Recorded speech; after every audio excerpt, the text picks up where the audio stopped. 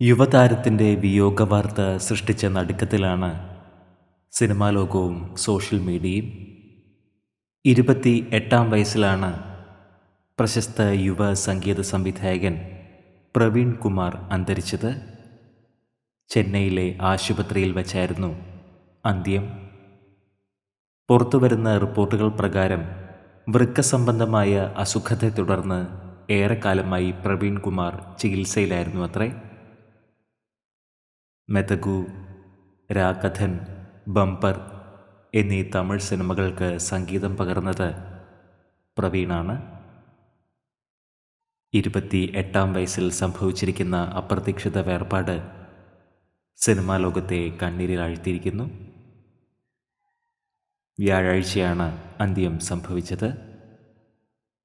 ആത്മാവിന് നിത്യശാന്തി ലഭിക്കട്ടെ എന്ന് നമുക്ക് പ്രാർത്ഥിക്കാം.